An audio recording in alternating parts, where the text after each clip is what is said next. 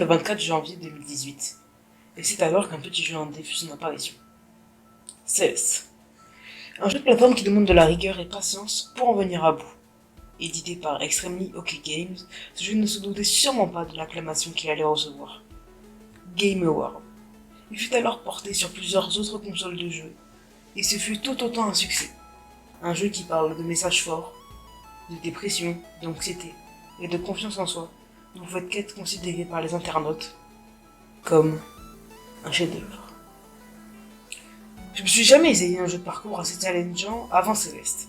Je me disais que c'était juste des jeux faits pour te faire rager. Et c'est tout. Comme on a pu le voir, attention petit Chris, de nostalgie pour les plus anciens, avec Unfair Mario, The Impossible Game, Cuphead, et bien d'autres. C'est alors qu'un beau soir où je m'ennuyais, je tombe sur la vidéo du youtubeur Julgan, du speedrunner qui a retourné Céleste. Je finis par regarder le début et le jeu m'intéresse.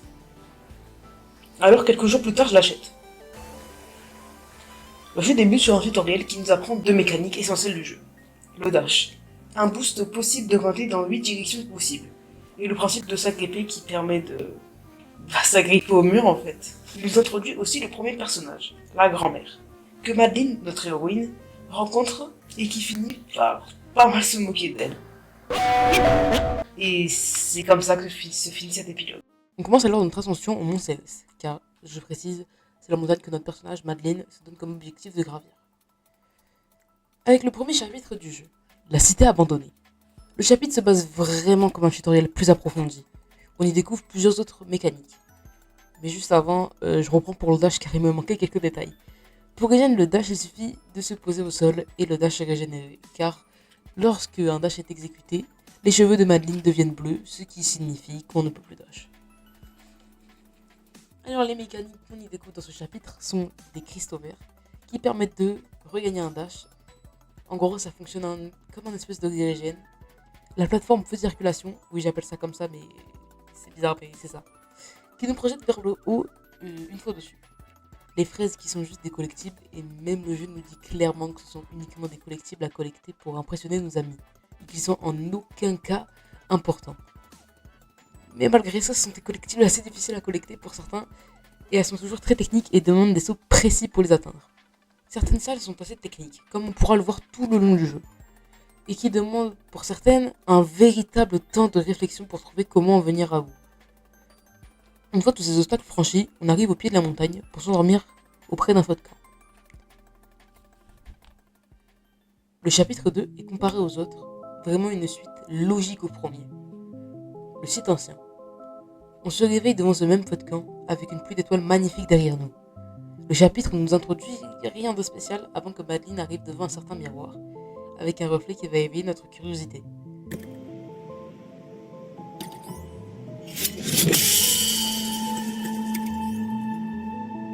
Le reflet de nous-mêmes brise le miroir et en sort. Et cet événement nous débloque ces espèces de blocs bizarres qui deviennent apparemment des blocs de rêve auxquels on peut passer au travers l'aide d'attache, qui sera la mécanique principale de ce niveau. Puis on arrive devant le reflet qu'on va nommer Madeline.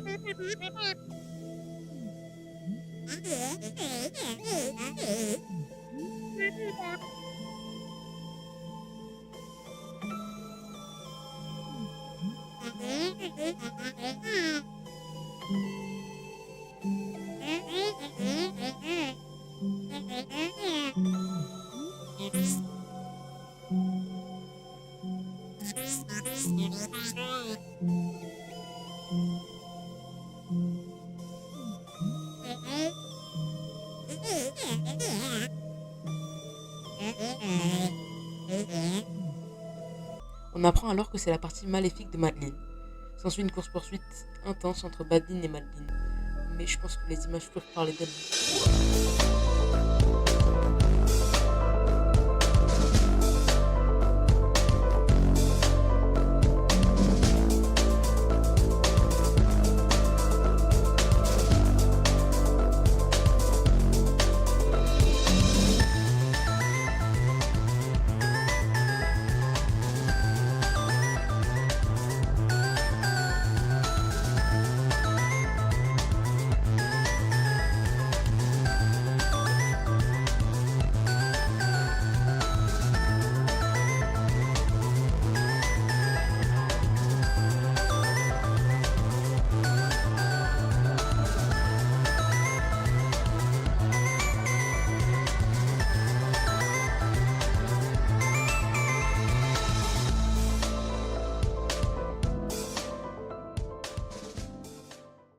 Après cette course-poursuite très intense, on arrive devant un bâtiment où un téléphone sonne.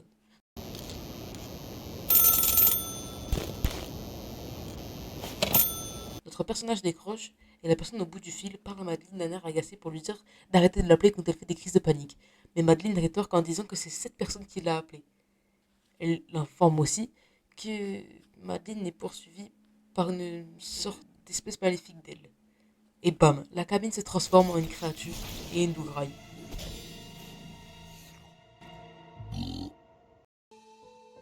Mais tout ce qu'on vient de vivre était en vérité un rêve. Madeleine marche et retrouve la cabine et contacte sa mère. C'est alors comme ça que se termine le chapitre 2. Après ce chapitre étrange, on est lancé sur le troisième chapitre, la station céleste. À partir de ce chapitre, on commence vraiment à avoir une idée de la difficulté qui va arriver. Le chapitre commence alors dans un hôtel tenu par un certain Monsieur Oshiro, un fantôme qui accueille les rares touristes qui y passent. Monsieur Oshiro essaie de nous garder ici le plus possible, mais Madeleine arrive devant une salle. Je sais même pas si le mot bordel peut décrire ça. Madeleine suit Monsieur Oshiro pour partir de l'hôtel. On arrive alors dans une chambre où Monsieur Oshiro supplie à Madeleine de rester. Et du miroir apparaît Madeleine, qui a craché sur l'hôtel de Oshiro en lui disant que son hôtel c'est de la merde, qu'il a tout raté et que Madeleine l'utilise simplement pour continuer son ascension. Et ne veut en aucun cas l'aider. Oshiro ne va pas accepter ça, et il va arrêter d'être une merguez pour devenir le véritable Hunter. Ok, pardon. Petit dérapage. Et c'est là vraiment qu'on sent la difficulté évoluer. Encore une course poursuite, mais il est tonnes de fois plus dur que celle qu'on a vue avec Madeleine.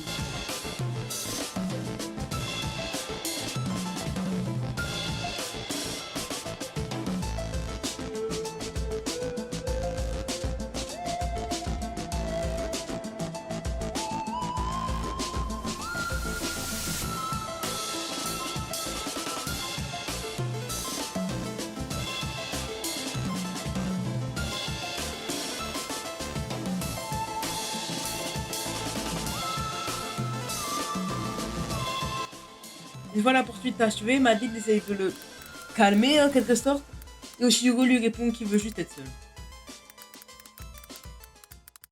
Juste après, on enchaîne sur le chapitre le plus inutile du jeu, bordel! Un putain de niveau avec du vent! Mais qui en a quelque chose à foutre de ce putain de chapitre! Alors plus loin, Théo et Madeleine vont dans une télécabine, dans un état plus que déplorable.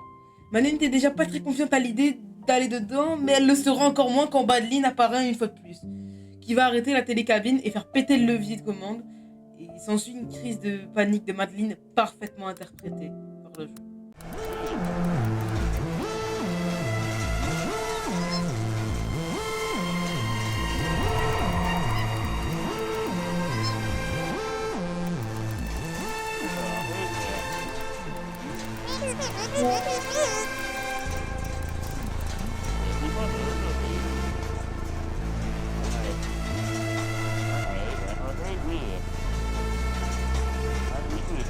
Théo dit à Madeleine de fermer les yeux et de respirer avec une plume. Et oui, cette technique elle marche vraiment, hein, elle est vraiment approuvée. Hein. Ce qui sortira Madeleine de son état. Et ce qui enchaînera sur le chapitre 5.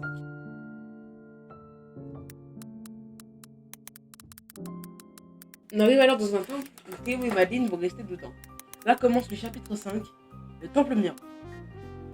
Ce niveau, si on ne l'a jamais fait, est un niveau très labyrinthique où il nous apprend à utiliser ces bulles rouges qui nous fait avancer jusqu'à taper contre un mur ou paraître arrêté par un dash de Madeleine. Hormis ça, le niveau reste assez classique jusqu'à ce que cette partie arrive.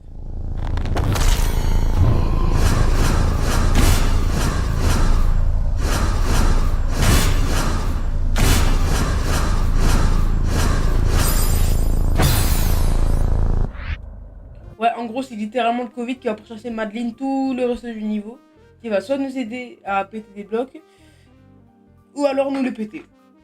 Alors on découvre Théo dans un cristal, et on l'accompagne jusqu'à la sortie du temple, où on jette Théo contre un œil pour le libérer. Ok, étrange. Et c'est comme ça que se finit le chapitre 5. À la fin du chapitre précédent, Madeleine et Théo se font un feu de camp. Et c'est là que Madeleine parle de sa dépression et de Madeleine. Il conclut que ce serait mieux d'aller parler à Madeleine et de lui dire de laisser partir Madeleine. On se réveille au beau milieu de la nuit pour aller continuer notre ascension. Mais on rencontre Madeleine. On lui explique alors gentiment qu'on n'a plus besoin d'elle et qu'elles seront plus heureuses chacune de leur côté, mais Madeleine ne va vraiment pas l'accepter.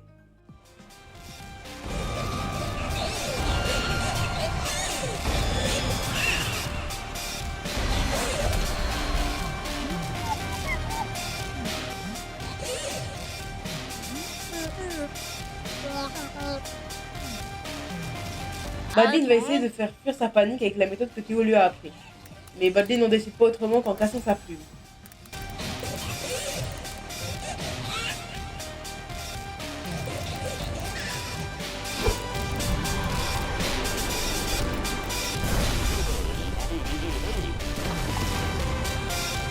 Puis Madeline fait bien comprendre à Madeline qu'elle n'arrivera pas en haut du Mont Céleste par la meilleure des manières.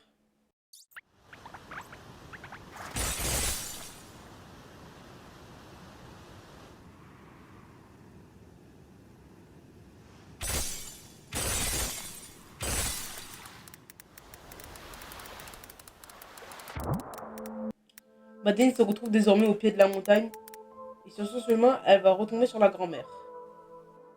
La grand-mère se moque une fois de plus de Madeline car elle n'a pas réussi son intention. Mais qu'il y a aucune honte à abandonner. Madeline lui répond qu'elle veut vraiment le faire et que Madeline passe son temps à lui en empêcher. Mais la grand-mère lui dit qu'elle commençait à croire en elle malgré tous les jeunes qu'elle a vu tomber. Et la grand-mère, à son tour, lui dit que son autre partie ne la déteste pas et qu'il faudrait aller la voir une fois de plus pour aller lui parler. Madeline se remet alors en route et croise Madeline. Madeline lui demande pourquoi elle a si peur de gravir cette montagne. Et pour ne pas changer, elle va pas le prendre spécialement bien. S'ensuit alors un boss fight qui... J'ai même pas les mots pour décrire, je pense.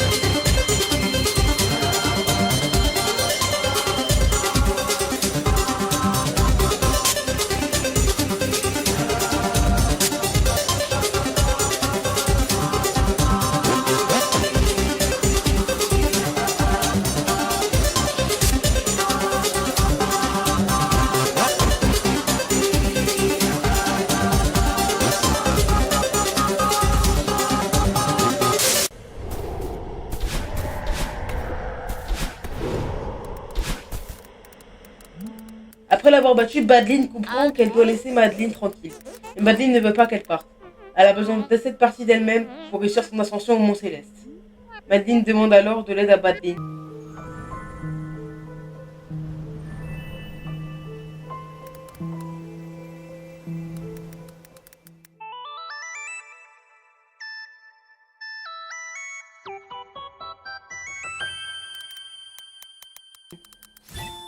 Vous vous souvenez en début de vidéo quand j'avais expliqué le dash? Pour régénérer le dash, il suffit de se poser au sol et le dash est régénéré. Car lorsque un dash est exécuté, les cheveux de Madeline deviennent bleus, ce qui signifie qu'on ne peut plus dash. Mais maintenant on peut en faire deux, sérieux, c'est pas génial? Maintenant commence la véritable ascension au Mont Céleste, avec le dernier chapitre, le chapitre 7.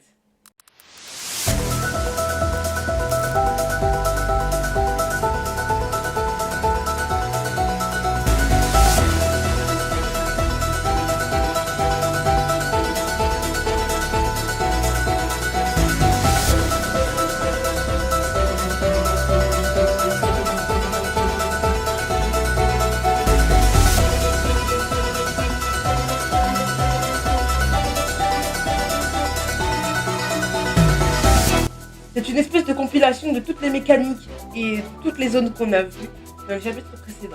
Entrecoupé de petites scènes où Madeline et Madeline apprennent mieux à se connaître. Après 3000 mètres d'escalade, nous y sommes enfin, en haut du Mont Céleste.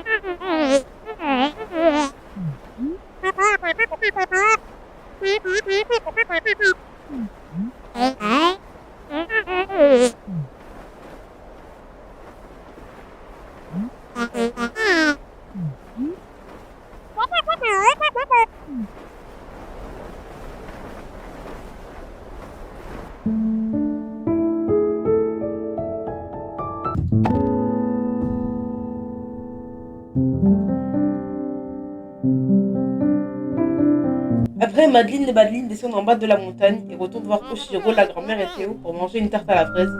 Et le jeu se termine comme ça.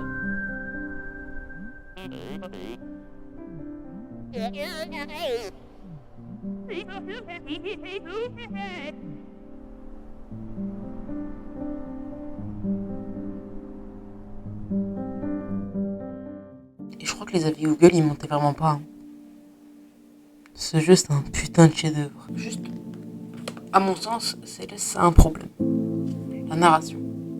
Juste de base, le jeu décrit assez mal l'ascension du Mont Céleste. Car plusieurs niveaux sont des rêves, d'autres sont des endroits traversés, et il n'y a que peu de chapitres qui décrivent vraiment l'ascension au Mont Céleste. Mais, c'est pas vraiment un défaut. Parce que le jeu se concentre plus sur le personnage qui est Madeline et de sa vie que sur la montagne. Puis, la narration de la dépression de Madeline, si c'est pas dit ouvertement, elle est assez maladroite. Mais c'est un tout petit défaut que c'est plus basé sur le gameplay que sur l'histoire. C'est pour ça que probablement jouer à ce jeu ne révolutionnera jamais votre vie ou fera probablement jamais vous commettre en question. Le jeu sert plus à vous mettre dans la peau du personnage, ce qui marche très bien par la difficulté du jeu. Le jeu est incroyablement difficile. Juste pour finir le jeu, les 7 premiers chapitres, si vous y mettez à fond, ça peut prendre minimum 10 heures avec au moins 1500 morts. La difficulté d'arriver en haut de la montagne, c'est tellement dur. Ça veut faire comprendre que l'ascension du Mont Céleste pour Madeline est difficile. Et ça le sera tout autant pour vous. Si le jeu était facile, il n'aurait pas eu autant d'intérêt. Et c'est ça que j'aime avec le jeu vidéo, et surtout avec Céleste. C'est la difficulté. Si on vous balance un jeu terriblement facile, à la gueule, vous allez vous amuser longtemps? La réponse est probablement non. Alors qu'un jeu difficile, il va vous demander du temps, de la réflexion et de l'acharnement. Et justement, Céleste rentre parfaitement dans ce cas de figure.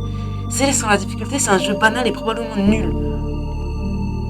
On va prendre l'exemple de 2 jeux que j'apprécie, Undertale et Adolf. Undertale va vous demander de l'acharnement, ne serait-ce que pour battre les premiers boss.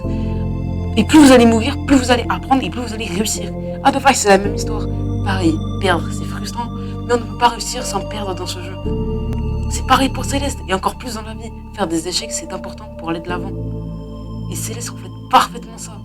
Le jeu parle de Madeline et sa partie intérieure, Madeline. C'est littéralement cette voix qui va nous dire de ne pas faire ça, de ne pas faire ci, etc. Et si on écoute cette voix, elle va nous dominer. Et le jour où on va se battre contre, c'est là que ça va être le plus difficile. Madeline a peur de gravir cette montagne, peur de mourir, peur de l'échec. Et c'est justement ça, la logique de Céleste. C'est de s'accepter et de se pardonner.